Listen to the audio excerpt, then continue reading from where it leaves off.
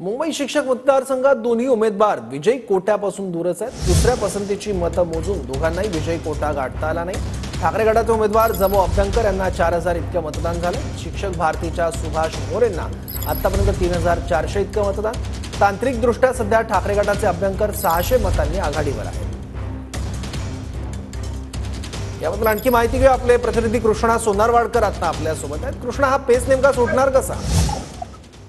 सौरभ, आपण पाहतोय की मुंबई शिक्षक मतदारसंघामध्ये 5800 इतका विजयी कोटा निश्चित करण्यात आलेला होता। मात्र ठाकरे गटाचे जम्मू अभ्यंकर यांना आतापर्यंत 4000 मतदान झालेलं आहे आणि त्यांना दुसऱ्या पसंतीची मतं सुद्धा गणण्यात आलेली आहेत। मात्र तरी सुद्धा विजयी कोट्यापासून ते अद्यापही दूर आहेत। तर दुसरीकडे शिक्षक भारतीचे सुभाष मोरे यांना 3400 इतकं मतदान आहे। मात्र तांत्रिकदृष्ट्या 600 मतांनी जम्मू अभ्यंकर हे लीडवरती आहेत आणि त्या दोन्ही उमेदवारांमध्ये जर आपण पाहिले तर दुसऱ्या पसंतीची मतं जी आहेत ती ग्राह्य धरली गेलेली आहेत। मात्र आता विजयी कोट्यापासून दोन्ही उमेदवार हे लांब राहिल्यामुळे आता विजयी उमेदवार हे निवडणूक आयोग ठरवणार आहे। दोन्ही उमेदवारांची आतापर्यंतची जी मतं पडलेली आहेत ती निवडणूक आयोगाला पाठवण्यात आली। थोड्याच वेळामध्ये यामध्ये विजयी उमेदवार याची घोषणा केली जाईल। मात्र तांत्रिकदृष्ट्या जर आपण पाहिलं तर 600 मतांनी जम्मू अभ्यंकर हे लीडवरती आहेत।